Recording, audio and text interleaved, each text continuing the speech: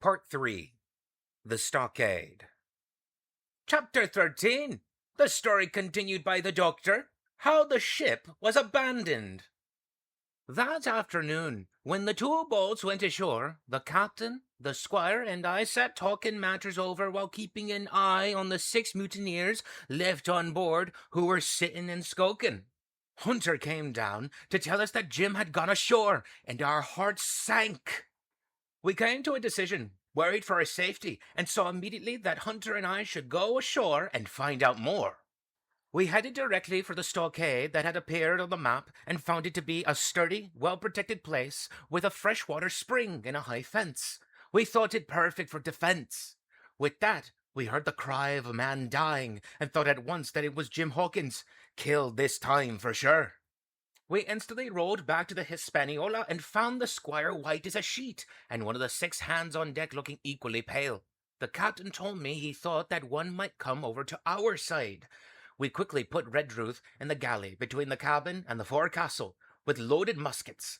Hunter brought the boat around, and Joyce and I quickly loaded it with powder, guns, biscuits, kegs of pork, and my medicine chest. On deck, the captain held the crew within range of his pistol, saying, "Mr. Hands, there are 2 of us here who will shoot the first man that moves."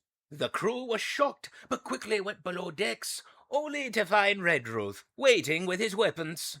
They came up again, but cowered under the captain's guns. By this time we had the boat loaded and made quickly for shore. We reached the stockade and, leaving Joyce's guard, quickly loaded in our wares without stopping. We then rowed back, exhausted, to the Hispaniola. Once more we loaded the boats with another round of cargo and got ready to set out for shore yet again. First, though, we took all the guns we could and dumped the rest overboard, watching them all sink to the clean, sandy bottom. We heard voices calling out from shore and knew that our time was up. Before loading everything into the boat, the captain called down to the men below decks. "I am speaking to you, Abraham Gray. I am leaving. I order you to follow your captain. I don't think you are like those other men. I give you 30 seconds to join me. Come at once. I am risking my life for you and the lives of my friends here." As soon as he finished, we heard a scuffle, and Gray appeared with a knife cut on his face and ran to the captain. With that, we jumped into our boat and headed out. We were clear of the ship, but not yet on shore. Now, as we came up to the shore, we found that our trip out this time was much slower. We were 5 men now, and much too loaded down with cargo. Added to this was the fact that the tide was against us. The boat could be swamped, and all of us drowned. Suddenly, the captain spoke. "The cannon!" he exclaimed. It was only then that we recalled the onboard cannon and its ammunition clearly laid out on deck. We turned to see the 5 pirates on board readying the gun to be shot our way, and our hearts went cold. Israel, said Gray, was Flint's gunner. We knew then that an expert shot was taking aim at us. All present nominated the squire as the best shot.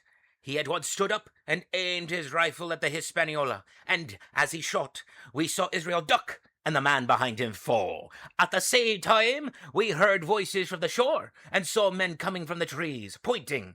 Some were getting into the 2 boats. Others were running in one direction as we headed for a point where which we could make our escape. We made our target and were sheltered from the men who were after us. Our main worry now was the cannon, which they were quickly reloading. They paid no attention to the fallen man, and just as the squire reloaded, had the great gun ready. As he pulled the trigger, they let loose their shot also, and this was the great blast heard by Jim. We heard the terrible pellet go past us. Close overhead, the boat shook from all this violence, and then the front portion of the boat went underwater. Sure enough, the squire and I managed to keep our guns above water, standing there in the shallow surf, but the rest of the men dropped into the water with the rest of our supplies. Their guns were ruined, and we now found we had only 2 left and that all our provisions were gone. To add to our troubles, we heard voices coming near and, in such a crippled state, feared being cut off from our home stockade. We waded ashore as fast as we could, the poor jolly boat sinking, and along with it, half of our gunpowder and supplies. Chapter 14. The Doctor continues. The first day of fighting ends. We now ran to the stockade, and at every step heard the pirates drawing closer.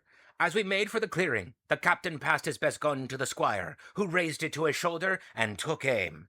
I turned and gave my sword to Grey, who, I am happy to say, spit on his hands and, taking it, made it sing as he slashed the blade through the sharp air. He had come back to the right side. We were advancing to our stockade when some of the mutineers appeared. They stopped suddenly, and the squire and I fired, just as Hunter and Joyce did from the stockade.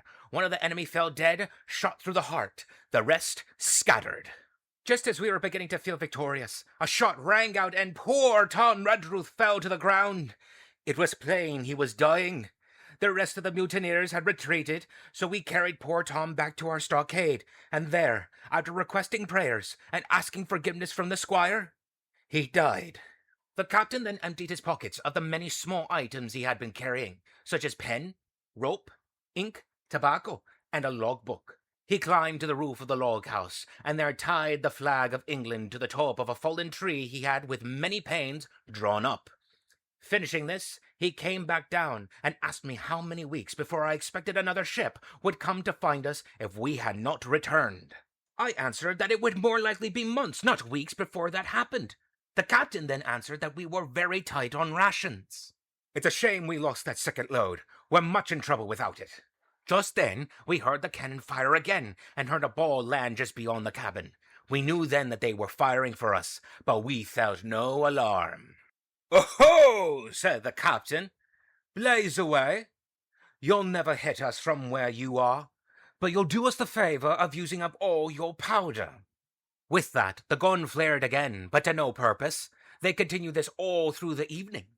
Later that night, Grey and Hunter volunteered to try to rescue the rations from the shallow water where the low tide had left them in the sand. This proved useless, as Silver's men, they found, were already carrying most of them away. They had their arms around our supplies and each bore a musket, taken no doubt from some secret hiding place of their own.